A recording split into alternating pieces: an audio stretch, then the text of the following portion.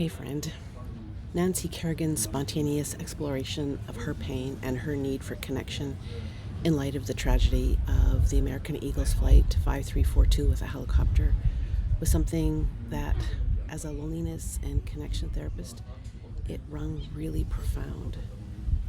In her words, in her interview, there was a profound truth about our human experience, the innate need for connection, especially during times of crisis. Recently, the figure skating community faced a devastating loss when a plane crash claimed the lives of multiple skaters, family, and 2 esteemed coaches. This tragedy has left many people grappling with grief and seeking solace in one another.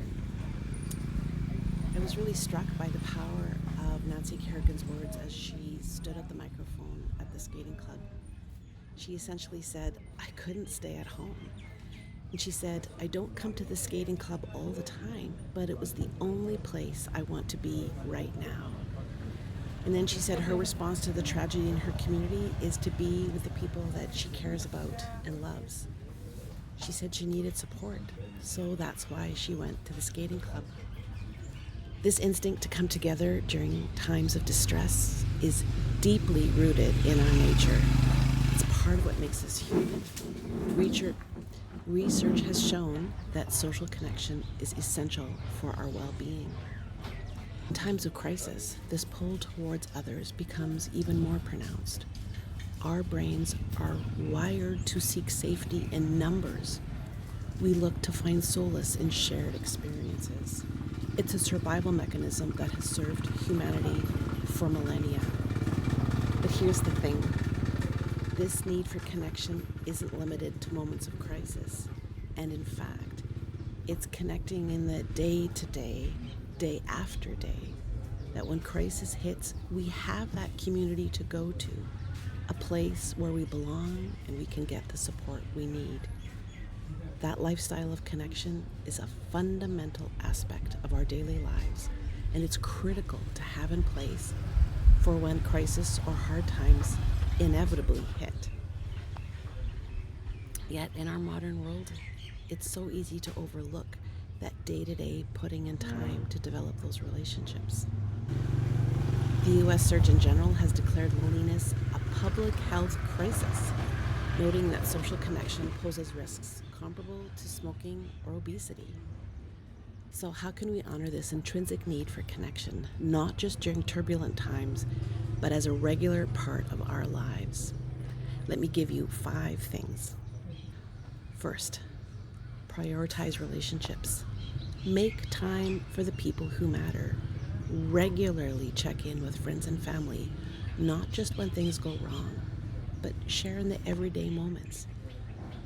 Put investment in the relationship bank so it's there when you really need it, and it's there to enjoy every day. Number 2, engage in community. Join groups or activities that interest you. It sounds kind of corny, but it's really important. Maybe it's a local sports club, a team, a volunteer organization, a choir. Being part of a community fosters a sense of belonging, and we need places to belong. We need places to go to be with others when times get hard. Number 3, practice vulnerability. Allow yourself to open up to others. It's not just about being in the same room, but it's allowing yourself to be seen and known, sharing your feelings and experiences that can deepen those connections, and it encourages, even gives permission for others to do the same. Number 4, limit digital distractions. While technology connects us, it actually creates barriers too. It takes us away from face-to-face encounter that's important. Allow time to disconnect from screens and engage in face-to-face interactions. You'll notice Nancy wanted to be with her people in the same room, not connect with them over FaceTime. And number 5, seek extra support if needed. Loneliness is hard. Being in connection is hard, and maybe it doesn't come naturally to you and you're not sure how. Maybe consider speaking with the mental health professionals who can provide strategies and build and maintain meaningful connections.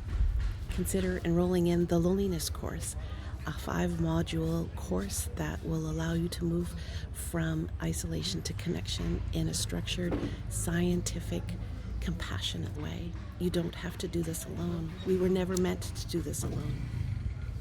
It's vital to remember, seeking connection is not a sign of weakness, but a testament to our humanity. In times of crisis, we see the natural instincts of showing up for each other, being with each other, and sharing hugs and support. It just kicks in.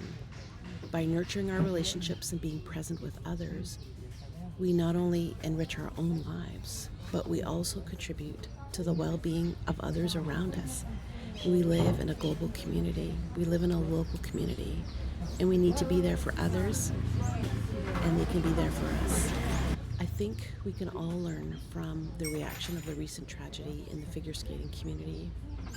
We can recognize that in moments of pain, and actually in everyday life, being with our people offers profound healing and comfort. I invite you to embrace the connections in your life, cherish them, and know that through them, we find strength, resilience, and love. Until next time.